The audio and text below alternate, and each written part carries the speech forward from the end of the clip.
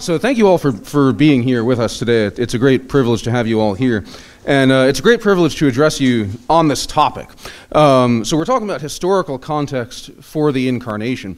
And that might seem like a strange title for a talk, but I think it's very important because it's the thing, perhaps the most important thing, that separates the Incarnation of the eternal Son of God from all superficially similar religious myths and legends and stories. And we don't often think of it this way, right? The Incarnation is a subject it's so familiar to us as Christians that it's rare, I think, that we stop and reflect on this, that what actually does separate the Incarnation of Christ from all sorts of similar myths is the fact that the Son of God became incarnate in history, at a specific time, in a specific place, as we're told in the Roman Martyrology, ab urbe condita, anno septingentesimo, quinquagesimo secundo anno imperii Caesaris Octaviani Augusti quadragesimo secundo, toto orbe in pace composito. Jesus Christus, mundum volens adventus suo piissimo consecrare, in Bethlehem Iudae nascitur ex Maria Virgine factus homo nativitas Domini nostri Iesu Christi secundum carnem. Right. What did we just say? Right. It's the 742nd year from the founding of the city of Rome, the 42nd year of the reign of the Emperor Caesar Octavian Augustus, with the whole world being at peace. Jesus Christ, willing by his most merciful coming to consecrate the world, is born in Bethlehem of Judah from the Virgin Mary and became man. This is the birth of our Lord Jesus Christ according to the flesh. All right. So what's fascinating about this is that Christ becomes incarnate. Most emphatically, he becomes incarnate as a Jew. And not just any Jew, but as the heir to the throne of Judah in the line of David, right? And we don't want to ever neglect or de-emphasize this, right? That Christ is a Jew. And this is why no true Christian can ever be an anti-Semite. No true Christian ever should be an anti-Semite, because to be an anti-Semite is to be anti-Christ, right? Christ most emphatically is a Jew and the king of all Jews, right? But he also became incarnate at a unique moment in the history of Rome, right? 4th century Christian ecclesiastical historians were emphatic on this point, that the Roman aspect of the historical context was no less providential, right, and no less a work of God than the salvation history of the chosen people. Right? If you read Eusebius of Caesarea, or Socrates Scholasticus, or Sozomen, or other Christian ecclesiastical historians, they're writing in the 4th century at a time when the Roman Empire is becoming Christian. And they have a unique perspective on this sort of historical preparation for the incarnation of the Son of God. You see, it's no accident, they argue, that the Son of God becomes incarnate at a time when the world is at peace, that the Son of God becomes incarnate at a time when the world is united by two things. Right? The known world was united by Hellenistic culture and Roman statecraft. Right? And the political development of Rome, the process by which Rome came to be mistress of the Mediterranean world, therefore, they saw as a providential process and a providential series of acts, right?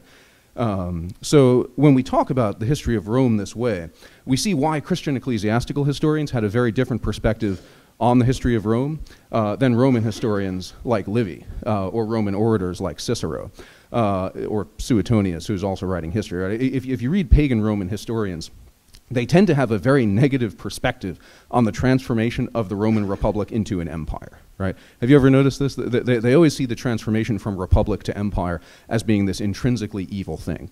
And that's because most of those Roman historians are writing from the perspective of disenfranchised aristocrats. The transformation from the republic to the empire simply stripped, very gradually over the course of centuries, it stripped a small class of privileged men of many of their political privileges, right, and vested them in the person of the emperor. This is why they're so vitriolic on this point. This is why they see the transformation from republic to empire as being something that involves a decline in civic virtue, whatever that might be. Christian historians have the opposite perspective.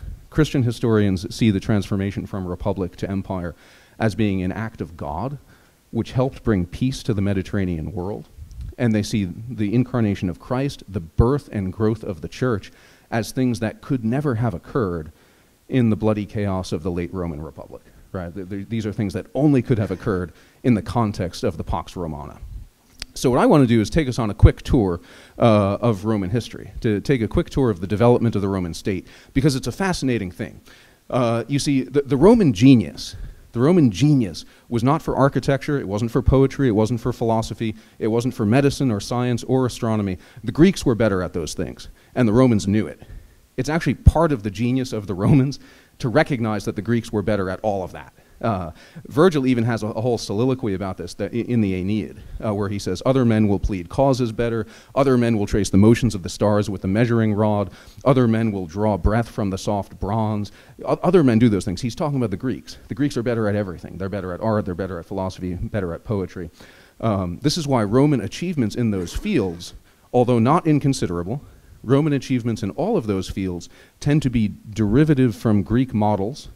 And as the historian A.H.M. Jones puts it so well, he says they tend to be overshadowed by their prototypes, which are always Greek. But that's part of the genius of the Romans, that they saw something and they knew it was good, namely Greek culture. And they became the great preservers, curators, and imitators and practitioners of the best of Greek culture.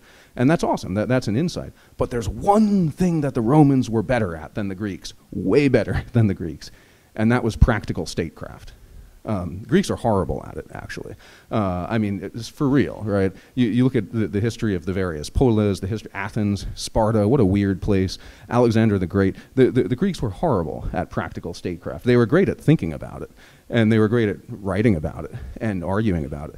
But the Romans were good at doing it, right? It's part of their unique charism.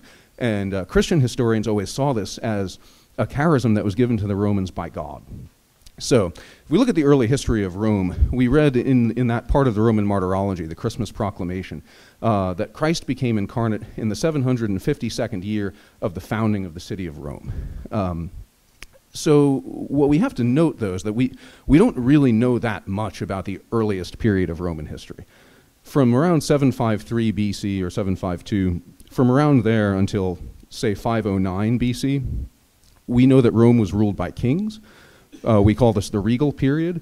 We don't actually know much about the kings historically. We know some of their names. We know that the last several of them were undoubtedly Etruscans. But the real history of Rome, as opposed to its mythic background, the real history of Rome starts in 509 BC with the foundation of the Republic. In 509 BC, the kings of Rome were expelled by a coalition of elite families called the patricians. They become known as the patricians or the fathers of the city. And it's important that we clarify, when Rome becomes a republic in 509, we're not talking about a democratic republic or anything that looks like a modern republic. When we say that Rome becomes a republic in 509, what we really mean is that it becomes a kind of oligarchic government ruled by a very, very small, very exclusive group of men that you couldn't join. You couldn't earn your way in by merit, you couldn't buy your way in, you couldn't marry your way in. If you were not one of the patricians at the founding of the Republic, you could not become one. The rest of the people were called plebeians. And in 509, when the Republic is first founded, it's interesting, because plebeians actually, technically, literally had no rights. They had no political representation, they had no access to power, they couldn't run for office. They didn't even really know what the law was, because the law was unwritten, and it was part of the patricians' job to be the custodians and curators of Rome's unwritten law. All right. So life's tough if you're a plebeian, right? Plebeians were subject to arbitrary arrest. They were subject to the arbitrary confiscation of their property. They were subject to being drafted to serve in the wars. It was kind of a tough situation. And so what we see is that in the first period of Republican history, what we call the early Republic, I like to follow the great A.H.M. Jones on this. He says that the early Republic goes from 509 to 287, right? And this is a period in Roman history that has a distinct character to it. It's a period in Roman history where we can see Rome's unique genius for statecraft illustrated vividly in this period.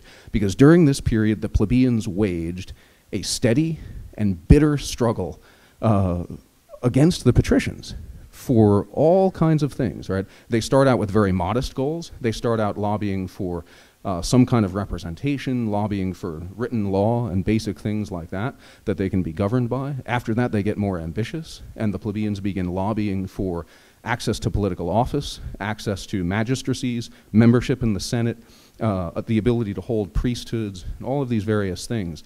And what's remarkable about this plebeian struggle, struggle for political access and equality, is that it remained unbloody for that entire length of time. For the centuries between 509 and 287, the struggle was bitter, the struggle was intense, and yet the struggle never really spilled over into open revolution or radical constitutional change, and it never involved political violence.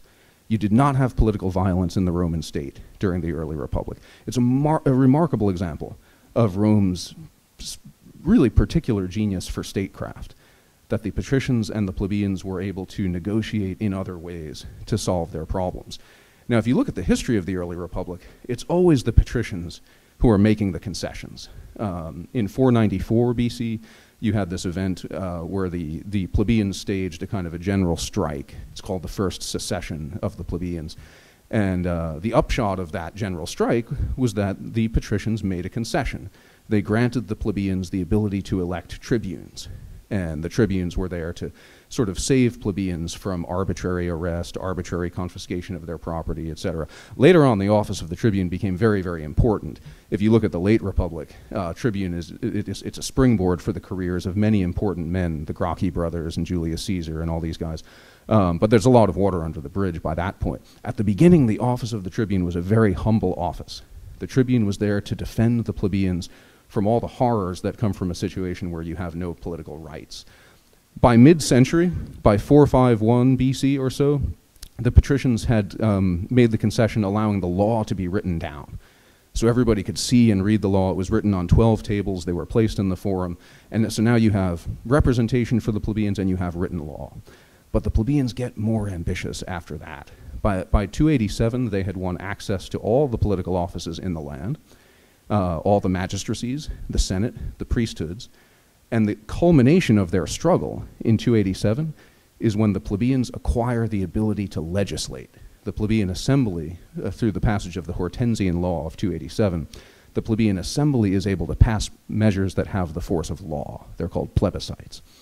So you say to yourself, wow, look at this. It looks like the plebeians won everything, right? But this is part of the genius of it.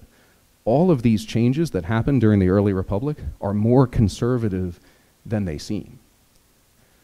Because although in theory, it looks like the plebeians have gained everything, in practice, the patricians were very, very careful about how they doled out these concessions. Because in point of fact, only certain plebeian families were admitted to the ruling elite. Right? So what you had was a transformation from a very, very small, very closed aristocracy into a slightly less small, slightly less closed aristocracy, basically. A mixed aristocracy of elite plebeian families and patricians, right? So even though it looks on paper like there's massive constitutional change going on, in practice, you have a great deal of stability.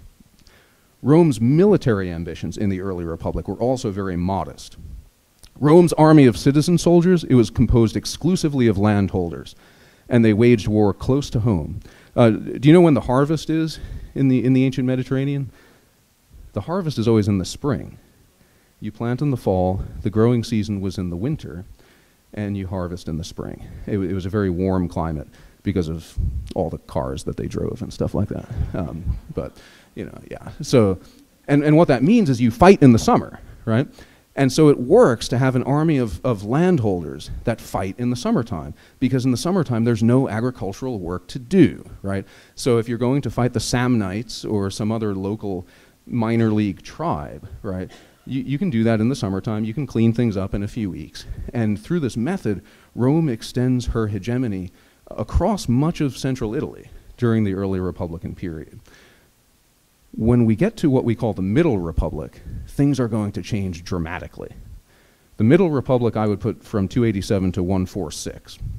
All right. If you look in the Middle Republic, this is the time of the great wars that actually make Rome the military master of the Mediterranean world. This is the time of great wars against major league powers like Carthage and like the Hellenistic kingdoms, right? Actually, the first big league war that Rome has to fight is the famous war against Pyrrhus, when Pyrrhus, the king of Epirus, invades southern Italy in 281, and he beats the Romans. He beats the Romans in battle, not once, but twice. He can beat the Romans in battle, but he can't win the war. So this is what I mean when I say Rome's strength was not really, Rome's superiority to the Greeks is not really found in any other field other than practical statecraft. Even in military matters, the Hellenistic kingdoms, if they teamed up, would have crushed Rome. And even Pyrrhus alone crushed Rome on the field of battle twice. The problem was, Pyrrhus did not reckon with the strength of Roman statecraft. When Pyrrhus, the king of Epirus, comes to Italy in 281 and wins a couple battles, he's expecting all of Rome's subjects to rise up and join him, because that's what would happen in the Greek world. Because if you're a Hellenistic kingdom or an ancient Greek city-state and you have subjects, you oppress them and you exploit them because that's what they're there for, right? He didn't reckon with Rome having a very different relationship with its subjects, not out of kindness, but out of ingenious pragmatism. Rome had pursued a policy of incorporation vis-a-vis her subjects in central Italy, right? And this policy of incorporation, it led to intense loyalty among Rome's subjects, and that's why Pyrrhus was doomed. That's why eventually, with attrition and casualties, eventually he gets worn down to where he can be defeated, right? And you could say the same thing about Carthage later in the 3rd century. You could say the same thing about Hannibal's campaigns in Italy.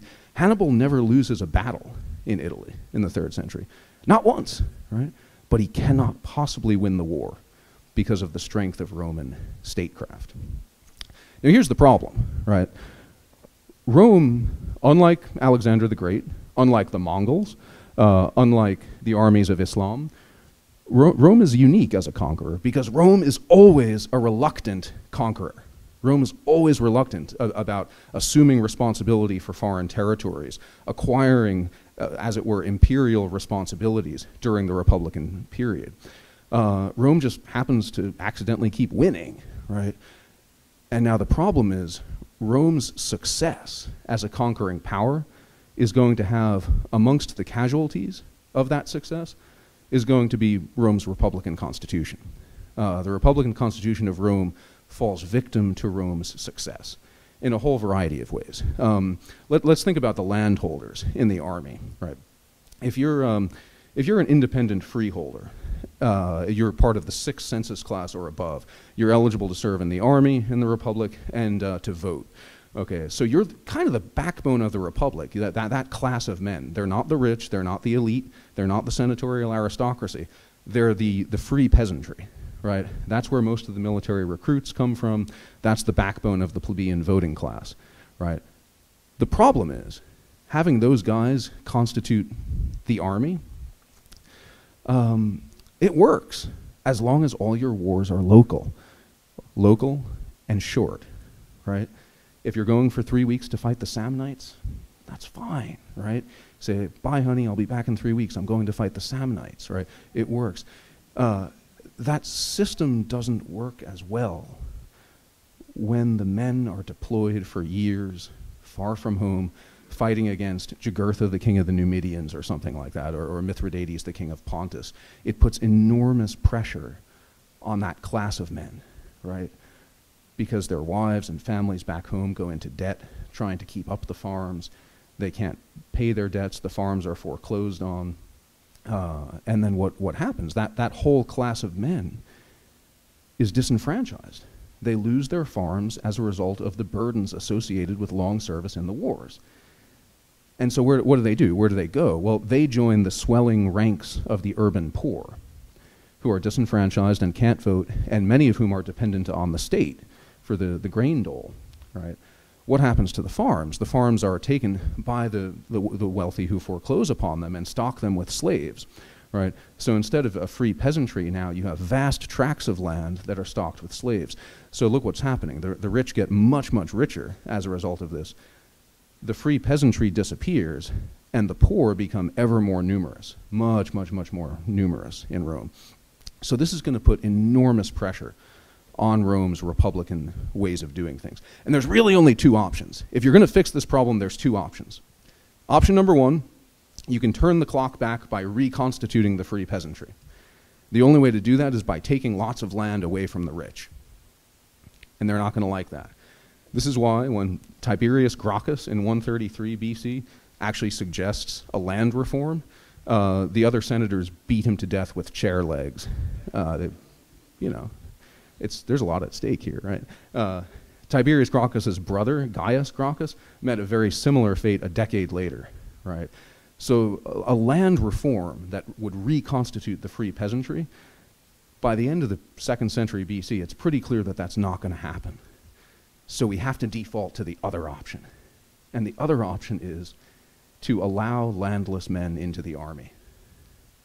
And that's what Gaius Marius does. Gaius Marius was elected consul, many years in a row. He was elected consul for 107, and then again for 105, 104, 103, 102. He's elected consul all these years in a row, which is contrary to the Constitution. It's a sign that the rule of law in Rome is beginning to unravel. But Gaius Marius was popular enough that he was able to push through a military reform, right? And the military reform is to allow landless men into the army.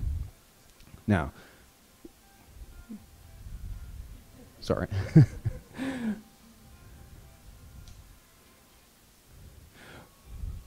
When you, sorry.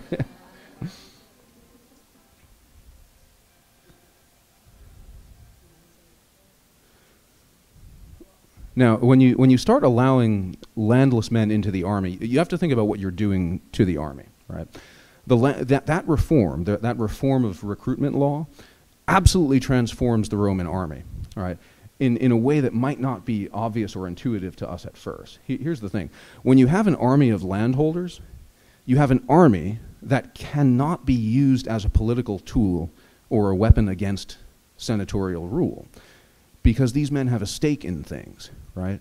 When you have an army of the landless, you have an army whose loyalty to the state is much more easily subverted by an ambitious commander. An ambitious commander can say to the army of landless men, follow me, we're going to go do this, and I'll reward you. Trust me, right? And what we find is that this is what characterizes the political history of Rome in the 1st century before Christ. One after another, ambitious men realize that they can now use the army as a political tool to further their ambitions.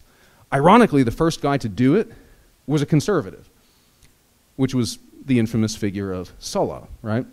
Sulla was a traditionalist. Sulla was a defender of the prerogatives of the senatorial class. Sulla saw himself as the restorer of the republic. He marched on Rome twice with a Roman army, once in 88 and once in 83. And when he marched on Rome the second time in 83, he made himself dictator for life, right?